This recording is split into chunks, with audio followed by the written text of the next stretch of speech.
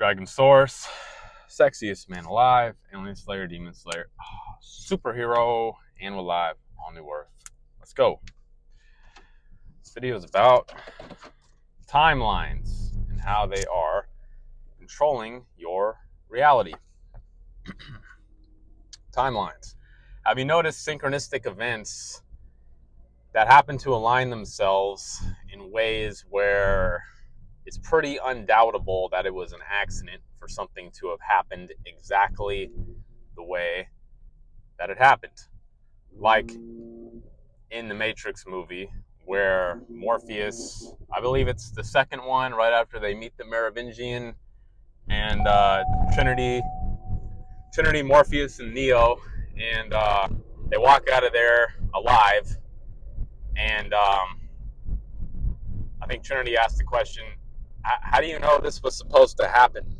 Or how do you know we're on the right path? Something like that. And Morpheus says, because we're still alive. So sometimes things just have to happen a certain way. And we call that fate. Some would call it karma. Some would say we're in complete control of our own reality on some level of existence that we're just not fully aware of. But I don't think that's true. I don't think it's possible to have complete control over your existence. All you can do is manipulate energy to hedge your bets on which way the wave function, as it's called in quantum physics, will collapse to get you the most desired outcome. Now, what you're actually up against is the wave function of the whole world, which is not only all the tiny humans on it trying to manifest their individual realities, albeit most of them are NPCs, which I believe means the hive mind is controlling their individual fate. So not only the wave function of the planet, but all the different races, possibly aliens, that are on the planet in some plane of existence or another, that are all vying for control over the global timeline. Now, you can have a microcosmic timeline within the macrocosm, of course, talking about small events trying to manifest in your life, but overall, you're fighting the momentum of the entire reality, possibly even the universe itself, which is why most of you are probably having a difficult time trying to manifest your dreams. People that actually succeed on the level of the world stage, they were incarnated into positions or into certain family lineages that had that karma going for them already so that they could become that. For an example, you're not going to become a professional athlete if you incarnate into a family that has no history of athleticism.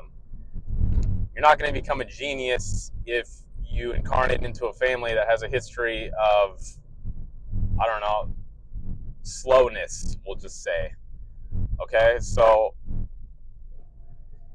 I think a lot of success in life has to do with where you are incarnated into. Now, what controls that? How come some people get to incarnate as, say, LeBron James' son, Bronny James, or say Will Smith's son, Jaden Smith, and just get seemingly handed a relatively easy path for success? Not that they don't have to work on it, but it's there for the taking if they want it. Whereas most people have no clue, no kind of karmic momentum to do anything particularly extraordinary with their lives. So let's say you're in situation B where you're not in a position to achieve anything extraordinary.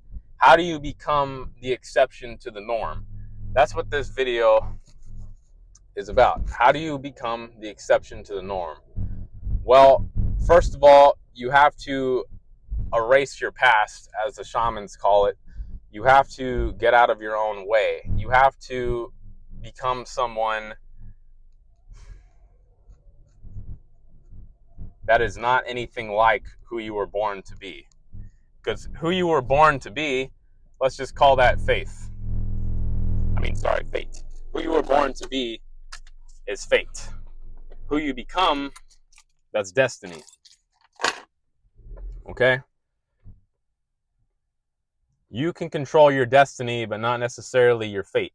So basically, you have to erase your karma, erase your past, erase your lineage, erase your soul ties, crash your timelines, clear your genetic history. You have to get out of all this shit. You have to wipe the slate clean. If you want to do something different than you were set up to be, you have to wipe your own slate clean.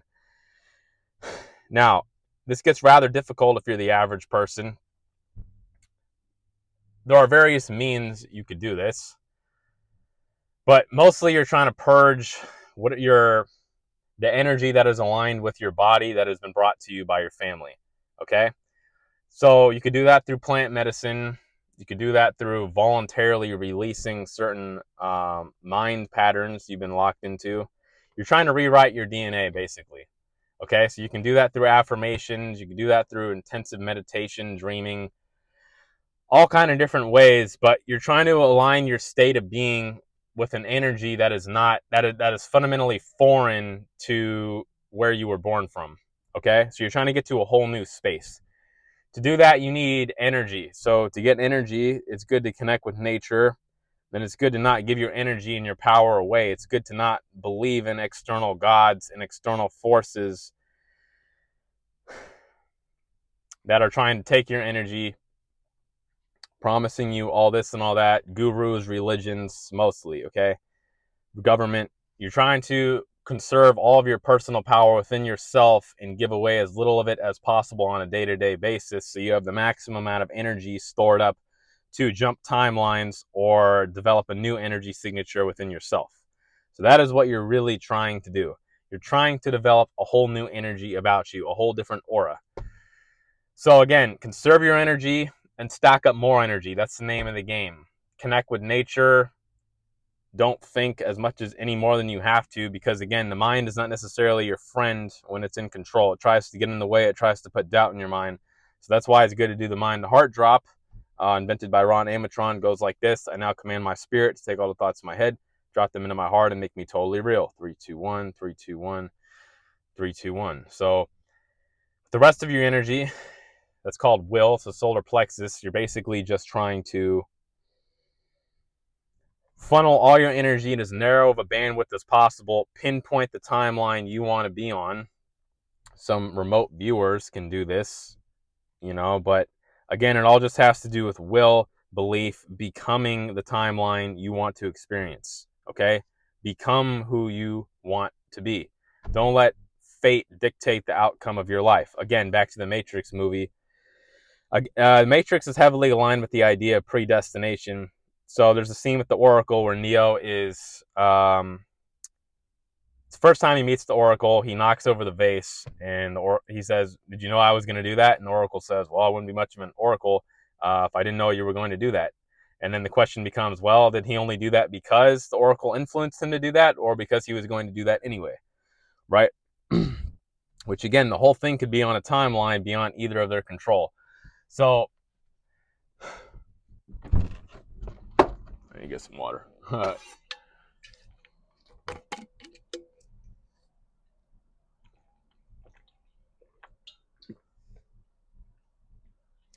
So, the Oracle says,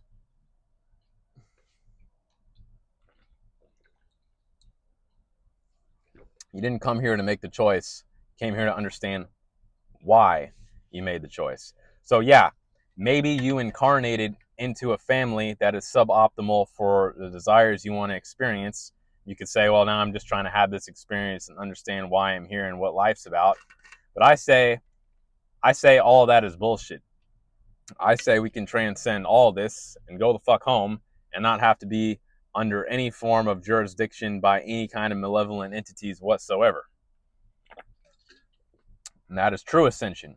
If you're into that, you can go to creationlightship.com. You can check out the Ron Amatron YouTube channel. You can go do all the clearings. You can timeline crash, clean out your DNA, all kind of clearings, emotional, mental, cellular memory are the big three, I would say. Once you wipe the slate of your DNA, you can reprogram your DNA from that point. That's the high quantum tech route to go with this. Affirmations are helpful. Again, you want to change your psychic billboard. You want to change the energy in your aura of how people and the reality itself perceives you and refracts back to you, or reflects back to you what it believes you are. So again, the whole thing is belief. Who do you believe you are? And what does the rest of the world believe that you are? And you can influence both, but first you have to wipe the slate clean. Okay? Conserve your energy and put it all towards remanifesting yourself the way you want to be, not the way the world set you up to be. Because the world set you up to be was a slave.